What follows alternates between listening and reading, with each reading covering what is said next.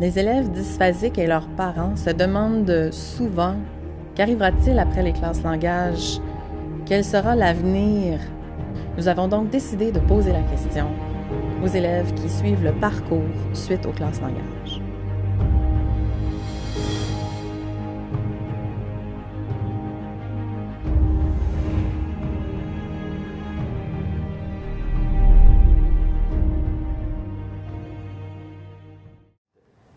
Nous sommes en secondaire 3, régulier.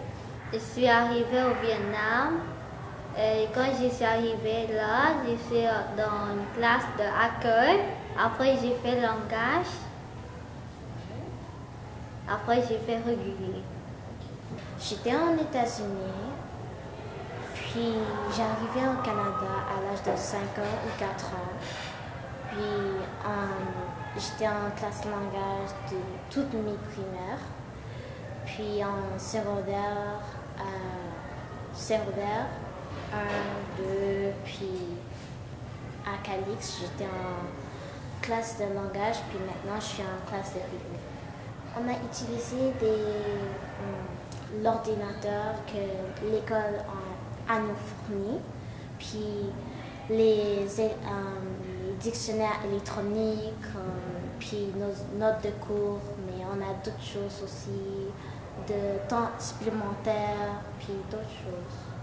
Madame Alessandra et Madame Louise Diamond, ils m'ont aidé avec les outils, ils m'ont donné plein de choses. Quand je ne comprends pas, je souligne les mots et je réécris en différents mots.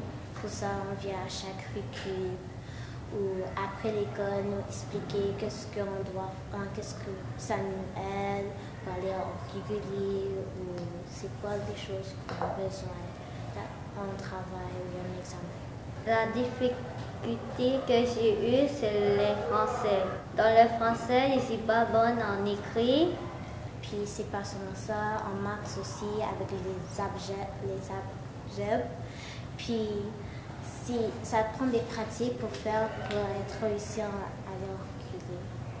Notre plus grande réussite, c'est qu'on est arrivé en secondaire 3 régulier. Tout ce que les efforts qu'on a fait, puis maintenant c'est tout en réussite, qu'on est finalement en régulier, puis on est fiers de ça, qu'on a bien travaillé, puis tout.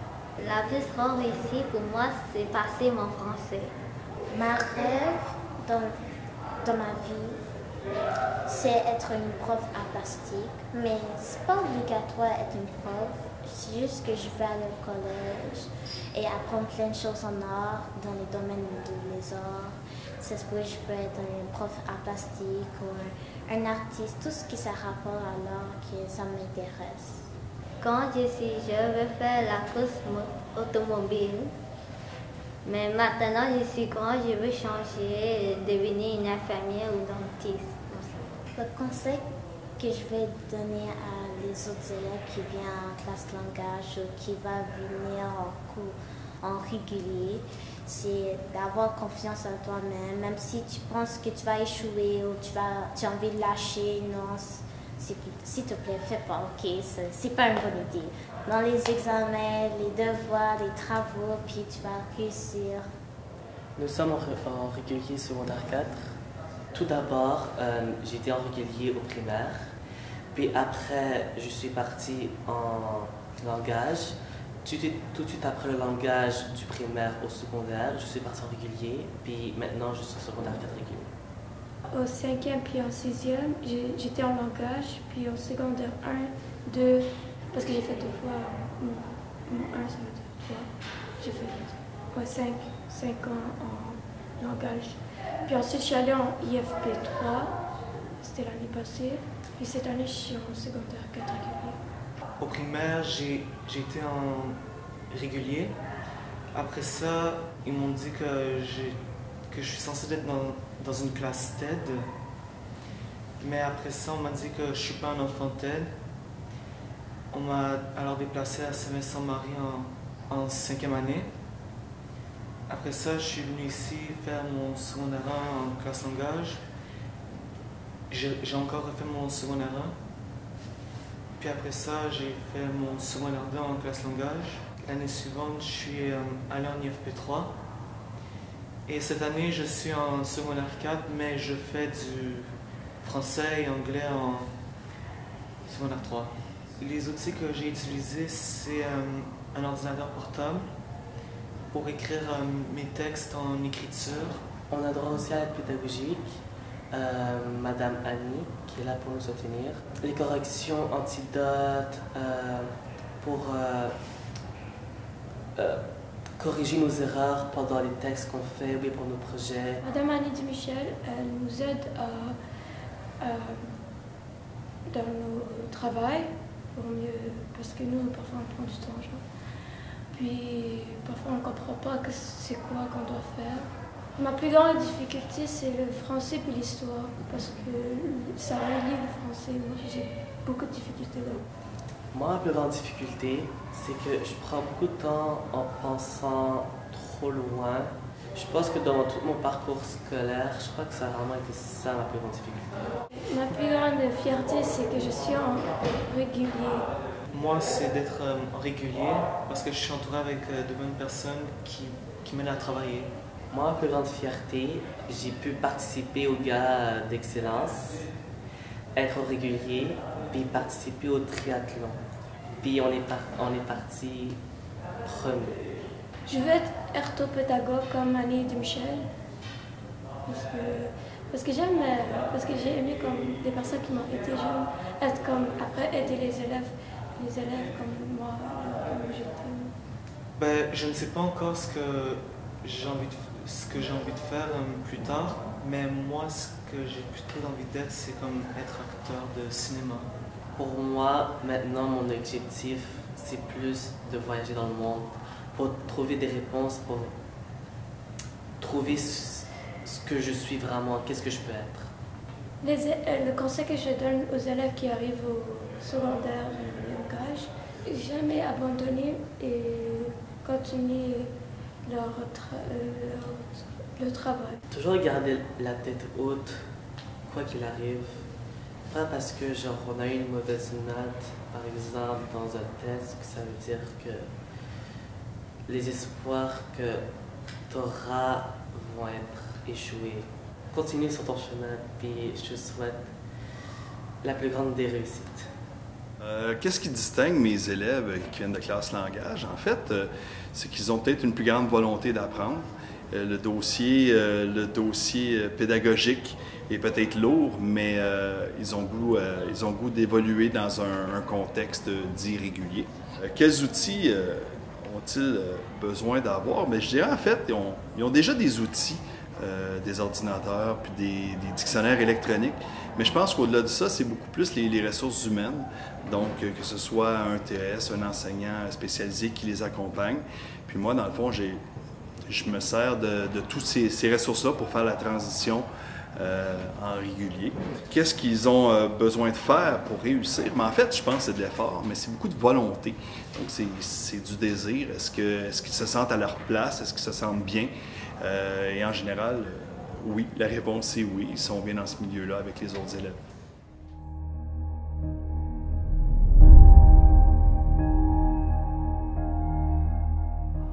Nous sommes en FPT1. J'étais en classe langage, j'avais beaucoup de difficultés. Maintenant, je suis rentrée en FPT1.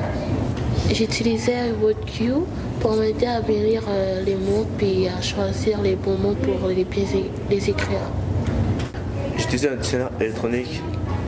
Les personnes qui m'aident, c'est Madame Julie Picard et puis mes professeurs et mes sœurs à la maison. Mes parents et mes profs, puis Madame Julie Picard. Ils m'ont toujours encouragée, même par les moments difficiles, et puis j'ai réussi. Le plus difficile pour moi, c'était les examens de fin d'année.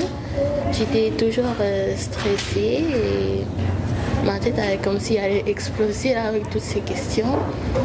Mais malgré ça, il y en a que j'ai réussi. Qu'est-ce qui est difficile pour moi, c'était les matières comme histoire, puis les sciences. les maths, c'est plus difficile pour moi. Je suis fière d'être sélectionnée pour le gala d'excellence, pour la persévérance, parce que pendant tout mon parcours, j'ai jamais laissé tomber, je suis allée jusqu'au bout, et puis ça s'est bien passé. Moi, je suis fière d'être comme à la cuisine, faire plusieurs tâches, comme d'être livreuse, préposée à la clientèle, être cuisinier.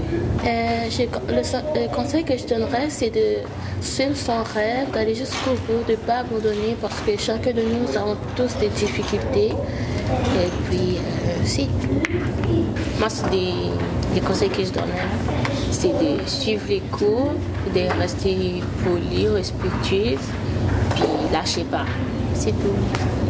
Dans le futur, j'aimerais être éducatrice à la garderie parce que j'aime les enfants, j'aime passer du temps avec eux et je me sens bien là-dedans. Je me vois bien là-dedans. Dans le futur, je voudrais chapeau pour vendre le téléphone. J'aimerais être préposée aux bénéficiaires ou hôtesse de l'air. Ce qui distingue les élèves langage dans la classe par rapport aux autres, on pourrait dire que ce sont des élèves qui sont travaillants, qui veulent apprendre, qui ont une volonté d'apprendre. C'est des élèves qui ont besoin d'outils de toutes sortes, donc technologiques, mais aussi de plus de ressources humaines, plus d'objets visuels aussi. Donc, quand on enseigne, c'est important pour eux d'avoir des repères visuels, vraiment. Du temps supplémentaire auquel ils ont le droit pour faire les travaux, aussi les évaluations. Les élèves, il y a plusieurs choix qui s'offrent à eux, dépendamment de ce qui s'aspire comme métier plus tard. À partir de 18 ans, ils peuvent passer un test qui s'appelle le test de développement général. Ils ont accès à certains DEP. Donc, ils pourraient poursuivre leurs études, mais là, vers une formation plus professionnelle. Donc, un DEP plus particulier. Sinon, ils peuvent bien sûr aller sur le marché du travail. Travailler souvent dans les mêmes champs de métiers qu'ils ont vus dans leur stage. Donc, c'est sûr qu'ils ont vu plusieurs champs de métiers différents. Ils vont commencer à développer des intérêts par rapport à certains métiers. Donc, il y en a qui peuvent pratiquer tout de suite. Il y en a d'autres que c'est sûr que ça prend plus d'études. Je peux dire que sur le marché du travail, en fait, en stage, quand on est allé les superviser, en fait, en stage d'un jour pour notre année du programme, mais plus le programme avance, plus il y a des stages. En allant les superviser, là aussi, on a droit à certains outils. On parle de procédurier, par exemple, de listes détaillées, de tâches à faire, de routines de travail. Donc, ils peuvent amener vraiment leurs apprentissages de stage sur le marché du travail par la suite aussi. C'est un programme qui vise à outiller les jeunes pour l'intégration du marché du travail, pour qu'ils puissent s'intégrer de façon plus naturelle, pour qu'ils puissent fonctionner et réussir leurs objectifs.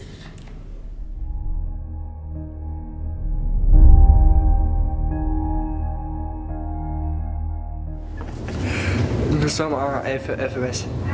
Mon parcours après la classe langage, c'est comme j'ai été à Vancouver étudier pendant 2 années là-bas. Après ça, j'ai vu que j'étais pas capable. Je suis revenu ici et je suis maintenant à FES. Moi, c'est comme j'ai utilisé l'ordinateur des fois et que comme stratégie, c'est comme j'ai mis un objectif dans ma tête. C'est comme je dois faire quoi pour passer pour mon année puis tout. C'est comme maintenant, c'est comme grâce à ça, je réalise mon rêve. Après le langage, je suis allé en FMS. J'utilise le dictionnaire, moi, ou des fois je demande à la professeure pour qu'il m'aide. Ça, c'est mes besoins que j'ai besoin, mes outils. Les personnes qui m'aident, c'est mes parents, Madame Julie Picard et mes professeurs. Je suis content que mes parents m'aident. Pourquoi? Parce que mes parents me donnent beaucoup de conseils. Ils veulent que je réussisse mon année, ils veulent que je vienne dans mes études, que je réussisse mes secondaires. Ils me donnent tellement de conseils. Le plus difficile pour moi, c'est de réussir mon année et aller de notre exemple FML ou FP3. C'est ça que j'avais peur et ça m'a dit ma faiblesse. Et les examens aussi de fin d'étape. plus difficile pour moi, c'est de ne pas passer mon année, mais c'est comme grâce à mon but, grâce à mon objectif, c'est comme je pense que je vais réussir. Je préfère qu'au moins je suis dans un nouveau programme, j'apprends de nouveaux trucs, c'est bon pour moi, c'est bon pour mon futur aussi. Le plus fier que je suis, c'est que je viens à l'école, je fais mes stages. À part ça, je travaille aussi. Je fais les trois choses en même temps. Pour ma part, je dois dire aux classes de langage de bien étudier, éviter de se faire influencer par ses amis, concentrer bien, de ne pas niaiser en classe, écoutez bien. Et si vous voulez bien réussir ce secondaire, aller en cégep ou université, je ne sais pas quoi. Mais c'est mon conseil à vous, de réussir son année secondaire, tout, et avoir des bonnes notes en classe.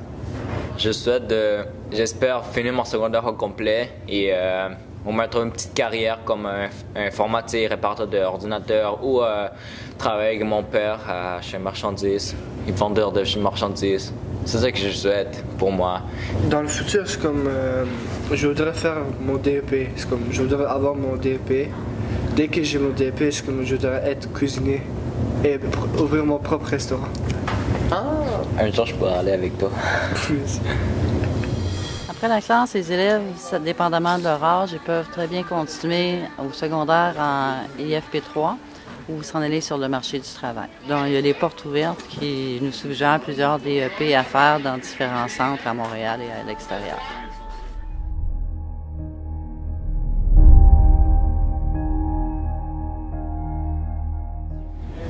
Je suis en IFP3. Nous sommes en IFP4 avec John Michael, moi, Kevin et Carona.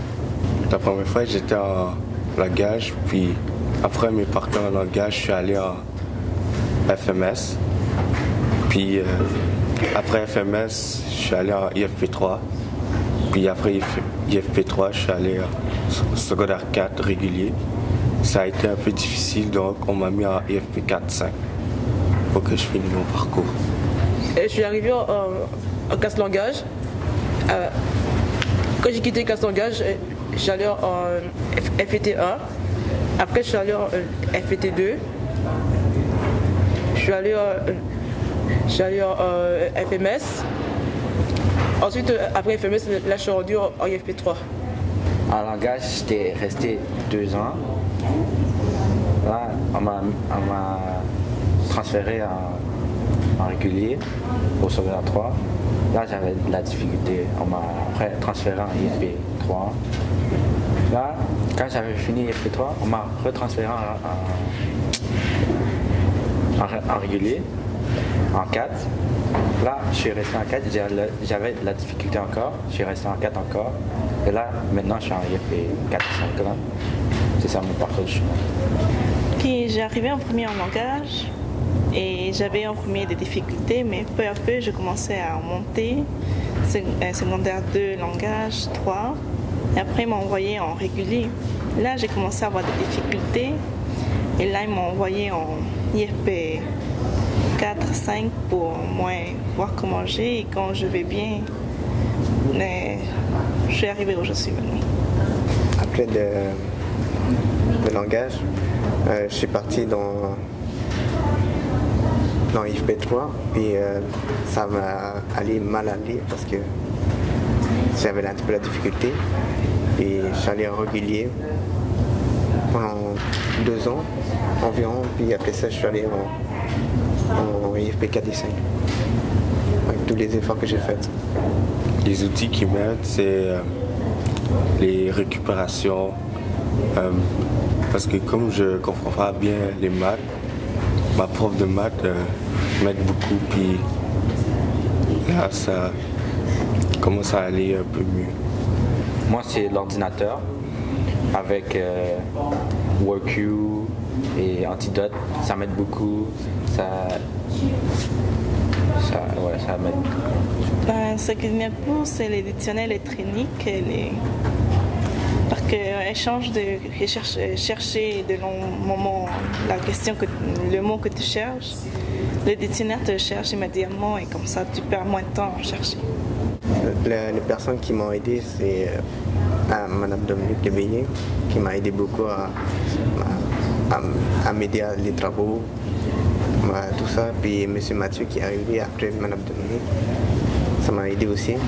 Et Mme Annie aussi qui m'accueille bien pour m'aider plus. C'est tous les autres pédagogues qui m'aident. Les personnes qui m'encouragent, c'est mes parents et mes familiers qui toujours ils m'ont donné des conseils et me poussent à continuer mes études et continuer à avancer et jusqu'à arriver à mon but. Le plus difficile pour moi, c'est la matière en français. J'ai eu beaucoup de difficultés. Je suis fier d'être en IFP 4 et 5. C'est pour mon dernière année. Ouais. Le plus dur pour moi, c'était en mathématiques, même si j'ai encore eu un peu de mal, mais je ne me suis pas découragé. Et je suis fier d'être rendu en IFP 3.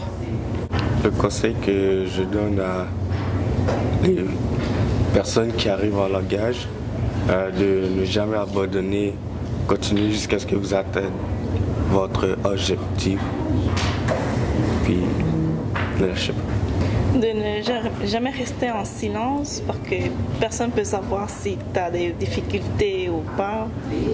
Et si tu continues comme ça, tu vas avoir des difficultés l'année. Il ne faut pas avoir peur d'essayer. Il faut toujours donner le meilleur de soi-même et toujours progresser. Dans le futur, mon métier que je voudrais faire, c'est gardienne de zoo, mais comme toujours, tu ne peux pas arriver là gratuitement, tu dois avoir des défis à accomplir. Tu dois toujours être attentif à les défis qu'ils te donnent et si tu rates, tu peux recommencer, mais commencer à avancer toujours. Dans le futur, j'aimerais devenir artiste, mais si j'arrive pas à avoir mon objectif, j'aimerais devenir infographie. Mais sinon, mon premier but, avant de faire tout ça, il faut que je finisse mon secondaire 5. Le futur travail que j'aimerais faire, c'est d'être dans les animations du vidéo. Pour me rendre là, il faut que je fasse des EP. Dans mon futur, j'ai goût de travailler j'ai goût d'étudier dans le DEP soutien à l'aide de l'informatique. Pour passer ça, je dois passer le secondaire 4 ou sinon finir mon secondaire. Et je fais le DEP. Et voilà. En mon futur, j'aimerais dans le domaine de jeux vidéo, mais je ne sais pas c'est où que je vais aller. Là, mon objectif, c'est de finir mon secondaire 5, avoir mon diplôme. Qui distingue les élèves de langage des autres élèves qui sont dans ma classe, je te dirais qu'habituellement, c'est des élèves qui sont beaucoup plus réservés, qui vont qui ont un parcours atypique qui est différent des autres. Ça a été plus long peut-être se rendre jusqu'en troisième secondaire. Et c'est des élèves qu'on va souvent avoir à reformuler pour qu'ils comprennent mieux, parce que c'est des élèves qui veulent, même s'ils sont conscients des difficultés. L'IFP3, je vous dirais, c'est comme une transition. Ils passent à un groupe de 25 et il y en a quelques-uns qui vont être prêts pour aller au régulier parce que c'est un défi pour eux d'aller au régulier. Moi, je veux toujours donner une stabilité aux élèves. On va les référer beaucoup en IFP4 où ils vont faire du secondaire 4. Ils vont faire du secondaire 5. Il y en a qui vont devoir refaire le secondaire 3 avec moi, le IFP3. Mais autant la première année, c'était des élèves qui avaient une moyenne de 40-45. La deuxième année, c'est comme si, là, ils avaient acquis la maturité nécessaire. Et là, ils vont performer à du 75, du 80. Puis là, ils vont prendre une confiance accrue. Des jeunes que j'ai vus l'année passée, qui étaient plutôt réservés, ont pris une assurance. Même les profs qui les avaient les années passées nous disent « Mon Dieu, il a changé, il est plus gêné, il nous dit bonjour ». Quand je revois ou j'entends des nouvelles de mes anciens élèves, c'est toujours des bonnes nouvelles. Les jeunes ont persévéré. Il y en a qui ont réussi à terminer le secondaire 5. J'en ai un, écoute. Lui, il était vraiment bolé en mathématiques. Il a poursuivi au régulier en 4e secondaire. J'avais peur, je l'avais mis dans les maths régulières. Puis finalement, il est allé faire changer son classement pour se faire mettre en maths SN. Il y avait beaucoup de récup, mais il a persévéré. Il a fait le profil Calixium. Il a réussi. Il a très bien terminé son secondaire. Il a même eu des mentions au gala d'excellence. Mais lui, son objectif, c'était de dire « Je suis capable, je l'ai fait ». mais j'aimerais travailler comme garagiste. Il est allé faire son DEP, il a réussi, puis il travaille maintenant dans un garage. C'est des élèves, il faut qu'ils croient en leurs capacités, même si des fois ils ont passé par un profil qui s'appelle FPT, FMS. On se rend compte que plus ils avancent en âge, plus la maturité arrive et ils réussissent très bien. C'est toujours agréable de travailler avec ces jeunes-là. Moi, j'en prendrais toujours plein avec moi.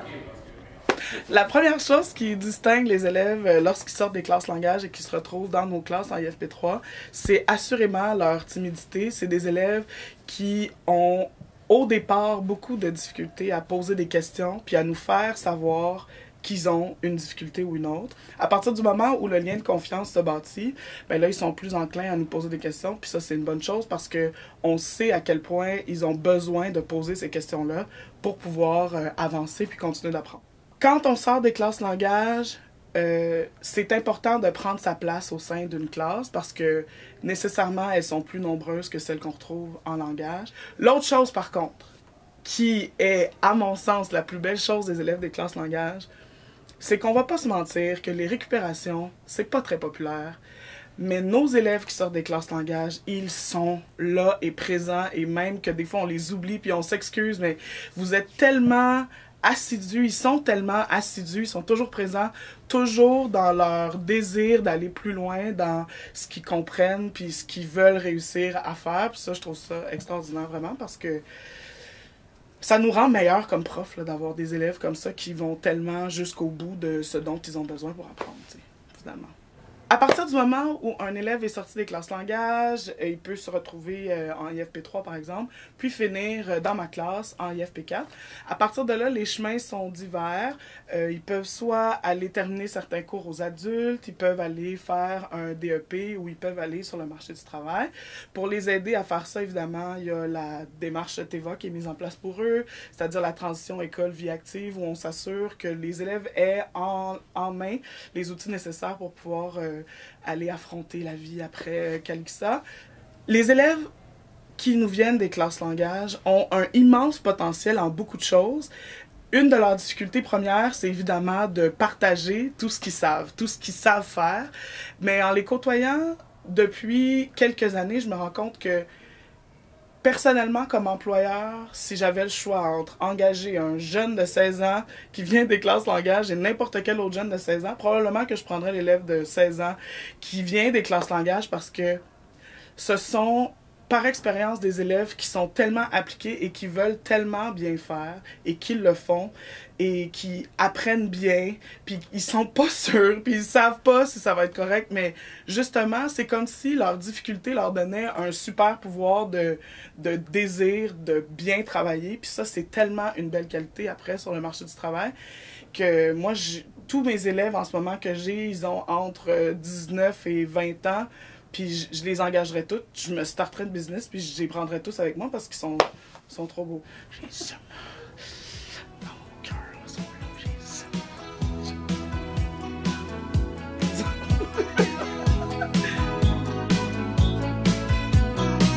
Et même si le temps presse, même s'il est un peu court, si les années qu'on me laisse ne sont que minutes et jours, et même si l'on m'arrête, ou s'il faut briser des murs, en soufflant dans les trompettes, ou à force de murmures, j'irai au bout de mes rêves, tout au bout de mes rêves. J'irai au bout de mes rêves, où la raison s'achève, tout au bout de mes rêves. J'irai au bout de mes rêves, tout au bout de mes rêves, où la raison s'achève, tout au bout de mes rêves. Et même s'il faut partir, changer de terre ou de trace, s'il faut chercher dans l'exil l'empreinte. Malgré les difficultés que peuvent vivre les élèves dysphasiques face à leur apprentissage, c'est armé d'espoir, de persévérance et de confiance en soi qu'ils donneront le meilleur d'eux-mêmes afin de traverser leurs différents parcours. J'irai